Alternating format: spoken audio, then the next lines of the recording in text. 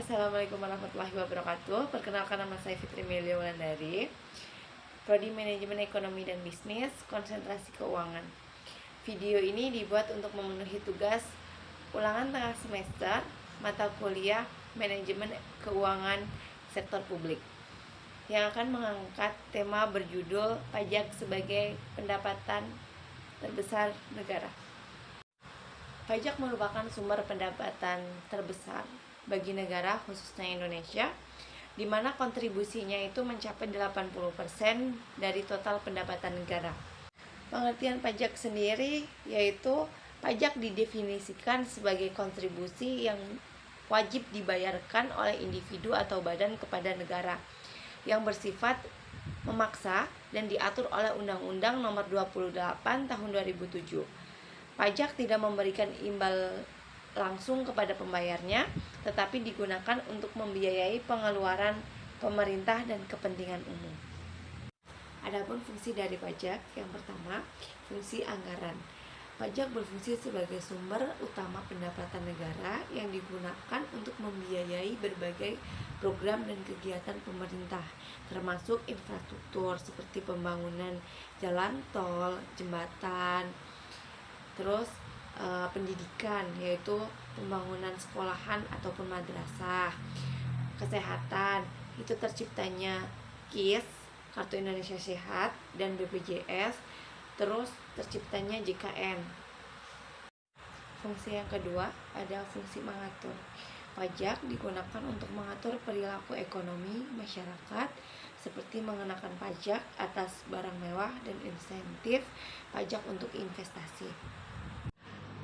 Pajak mengenai barang mewah yaitu seperti mobil, perhiasan gitu. Terus adapun tujuan pemerintah mengenaikan pajak atas barang-barang mewah tersebut yaitu yang pertama untuk mengurangi konsumsi barang-barang tersebut sehingga bisa mengalihkan ke barang-barang yang lebih produktif. Yang kedua, ada meningkatkan penerimaan negara dari sektor pajak yang dapat digunakan untuk program-program publik lain. Yang ketiga, adalah fungsi stabilitas. Pajak dapat digunakan untuk menjaga kestabilan perekonomian, termasuk mengendalikan inflasi melalui pengaturan peredaran uang pada masyarakat. Dalam situasi inflasi yang tinggi, pemerintah dapat mengenakan pajak tambahan kepada komoditas tertentu seperti bahan makanan ataupun properti. Contohnya, jika harga properti melonjak tinggi, maka pemerintah bisa mengenakan pajak transaksi properti yang lebih tinggi untuk menurunkan permintaan dan untuk menstabilkan harga pasar. Fungsi yang keempat, yang terakhir, yaitu fungsi retribusi pendapatan. Melalui pajak, pemerintah dapat mendistribusikan kekayaan secara lebih merata gitu ya, membantu meningkatkan kesejahteraan masyarakat dengan berbagai program-program sosial. Kalau zamannya Presiden Jokowi itu kemarin berlaku di PKH, di program Keluarga Harapan, yang dimana setiap bulannya atau nggak salah itu setiap 3 bulan gitu, itu dapat kayak bahan pokok kayak beras gitu, lauk pauk, ataupun bisa diuangkan. Jenis-jenis pajak berdasarkan pemungutan. Nah, itu dibedakan menjadi dua, yaitu pajak langsung dan pajak tidak langsung. Apa sih perbedaannya dari pajak langsung dan pajak tidak langsung? Ya, pajak langsung tersendiri yaitu beban yang ditanggung langsung oleh wajib pajaknya gitu, dan tidak dapat dialihkan atau diwariskan. Contohnya yaitu seperti PPh ataupun pajak penghasilan, terus PBB ya, pajak atas kepemilikan tanah dan bangunan, itu tidak bisa dialihkan ataupun diwariskan. Itu berarti pure kita sendiri yang harus membayarnya, karena itu udah menjadi kewajiban kita. Adapun yang kedua, pajak tidak langsung. Pajak yang bebannya itu dapat dialihkan kepada pihak lain. Biasanya melalui harga barang atau jasa. Contohnya itu kayak pajak pertumbuhan nilai (PPN), pajak yang dikenakan pada setiap transaksi jual beli barang dan jasa. Contohnya kayak kita belanja di Indomaret, di Alfamart, itu pasti terkena PPN. Makan di restoran itu juga terkena PPN. Ternyata secara tidak sadar kita hidup keseharian kita itu udah berhubungan erat dengan yang namanya perpajakan, dengan yang namanya pajak, gitu ya teman-teman. Yang pajak itu wajib hukumnya untuk dibayar. Adapun contoh-contoh pajak itu ada 5. Yang pertama itu pajak penghasilan atau PPH. PPH itu pajak yang dikenakan atas penghasilan yang diterima individu atau badan usaha. Nah, PPH itu dibedakan menjadi dipilah menjadi dua, yaitu PPH non migas dan PPH migas. Kemarin pada tahun 2024 bulan Maret itu PPH non migas mencatat pendapatan sebesar 220,42 triliun, mencapai sekisar 20,73% dari anggaran APBN 2024. Nah, yang dimaksud PPH non migas itu apa? PPH non migas itu pajak yang dikenakan. PPH non migas itu pajak yang dikenakan pada penghasilan dari sektor minyak dan gas gitu ya, dari sektor non minyak dan gas yang memberikan kontribusi besar terhadap pendapatan negara. Sedangkan PPH migas itu pajak yang dikenakan atas penghasilan dari kegiatan eksplorasi dan produksi minyak dan gas gitu. Jadi PPH migas itu kayak kita Indonesia mengekspor minyak dan gas tuh ke luar kota, ataupun kalau keluar kota belum terkena pajak ya, ke luar negeri gitu pasti itu udah terkena pajak yang disebut dengan PPH. Yang kedua adalah pajak pertambahan nilai atau PPN gitu. Udah gak asing ya teman-teman PPN itu apa? PPN adalah pajak yang dikenakan atas konsumsi barang dan jasa gitu ya. Biasanya itu kayak kita berbelanja di Indomaret, Alfamart, terus kita makan di restoran, itu tuh pasti udah terkena PPN. Dan isu-isunya nih, kabar-kabarnya di 2025 mendatang itu PPN itu bakalan naik dari yang tadinya 10%, 11% dan bakalan naik menjadi 12%.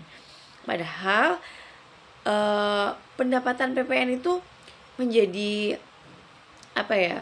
pajak yang sangat penting, karena PPN itu mencakup hampir semua transaksi di pasar gitu, pasti itu gede pendapatannya sih. Nah, pajak dari PPN tersendiri pada akhir Maret 2024 itu mencapai 121,92 triliun atau sekitar 15,03% dari target APBN 2024.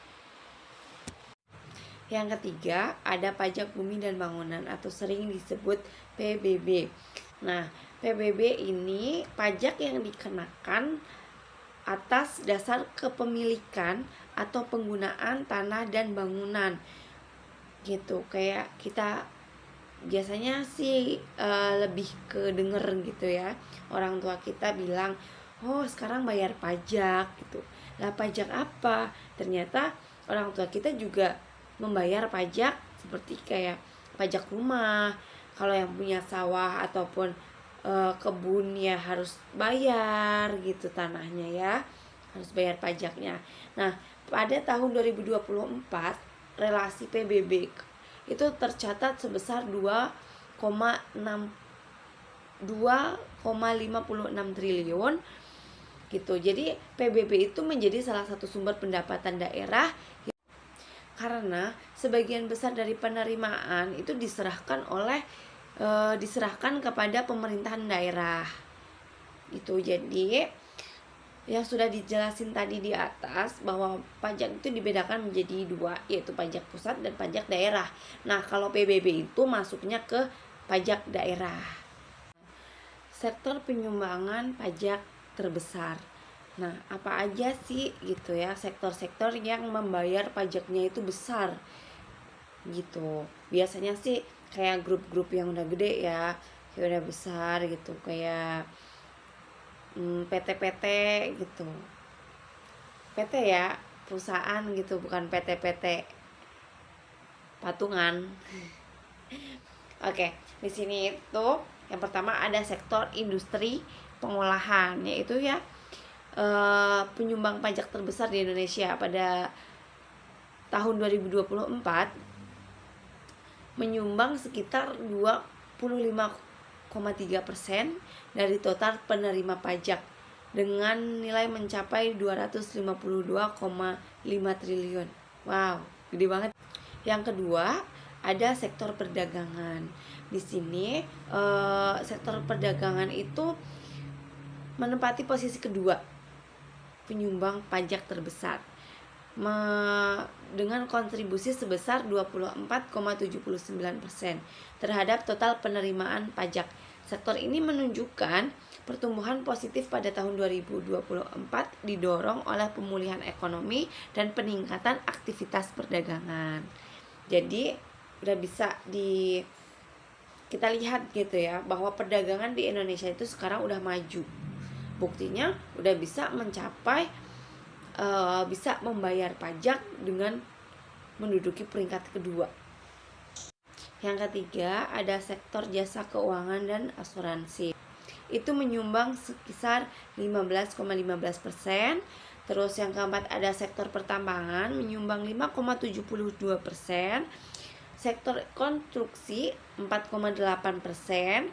Sektor transportasi dan pergudangan 4,71%, dan sektor informasi dan komunikasi itu menyumbang 3,69%, dan yang terakhir adalah sektor jasa perusahaan menyumbang 3,86%. Nah, ternyata yang mempunyai sifat itu nggak cuma manusia saja teman-teman, pajak juga mempunyai sifat. Adapun pajak berdasarkan sifatnya, yang pertama itu pada pajak yang subjektif. Apa yang dimaksud pajak subjektif? Pajak yang mengenakan atau memperhatikan keadaan yang memperhatikan subjek pajak. Contohnya itu kayak PPh. Contohnya kayak penghasilan gitu ya, atau yang sering disebut PPh. Memperhatikan kemampuan wajib pajak dalam menghasilkan pendapatan. Jadi disesuaikan gitu sama pendapatan kita. Itu yang dinamakan pajak subjektif. Adapun pajak objektif yaitu pajak yang mengenaannya berdasarkan objek pajak terhadap atau memperhatikan keadaan subjek pajak. Contohnya itu PPN dikenakan berdasarkan nilai yang telah kita beri atau nilai barang atau jasa gitu. Nah, pajak berdasarkan lembaga pemungut yaitu ada pajak pusat. Nah, yang tadi kita udah senggol di depan, pajak itu dibedakan menjadi dua, ada pajak pusat dan pajak daerah. Nah, kita sekarang bahas dulu pajak pusat. Nah, ya, pajak pusat ada yang mengelola pajak pusat itu adalah pemerintahan pusat langsung, ya, dan anggarannya hasilnya gitu ya, hasil dari pajak yang telah kita bayar ke pusat itu digunakan untuk membiayai belanja negara. Nah, APBN berarti disusun berdasarkan nilai pajak yang masuk pada pajak pusat. Seperti itu. Nah, pajak pusat itu memiliki jenis pajak pusat itu meliputi apa aja? Yang pertama PPh, yang kedua PPN, PPNBM, bea matre, dan pajak bumi bangunan. Lah, kok PBB masuk juga di pajak pusat? Bukannya tadi dibilangnya itu PBB masuknya pajak daerah ya? Oke teman-teman, PBB itu dikelola oleh dua institusi, yaitu pajak pusat dan pajak daerah. Nah, dibedakan lagi tuh tergantung PBB-nya. Nah, PBB itu ada dua, yaitu PBB perdesaan dan perkotaan. Itu dikelola langsung oleh Pemda atau pemerintahan daerah. Sedangkan PBB yang kedua yaitu PBB perkebunan, perhutanan dan pertambangan atau sering disebut PBB P3. Itu langsung ditanggung jawabi oleh DJP ataupun Direktorat Jenderal Pajak. Itu teman-teman perbedaannya. Pajak daerah. Oke, pajak yang dikelola oleh pemerintahan daerah dan digunakan untuk keperluan daerah. Pajak ini dibagi menjadi beberapa dua, yaitu pajak provinsi. Contohnya itu pajak kendaraan, ya, kendaraan bermotor atau PKB. Bea balik nama kendaraan bermotor itu masuknya ke pajak provinsi. Pajak kabupaten atau kota itu kayak pajak hotel, pajak hiburan itu, dan pajak reklam. Nah, jadi jangan salah tanggap ya teman-teman. Dan ternyata pajak di daerah juga bercabang. Ada pajak daerah kabupaten, ada pajak daerah provinsi. Itu jangan sampai terbalik. Nah, jadi gitu teman-teman. Emang sepenting itu ternyata kita harus wajib membayar pajak. Kenapa dikatakan membayar pajak itu sebuah paksaan yang didasari oleh undang-undang? Karena itu emang benar-benar berpengaruh itu ternyata pajak buat negara kita, buat kemajuan kita, buat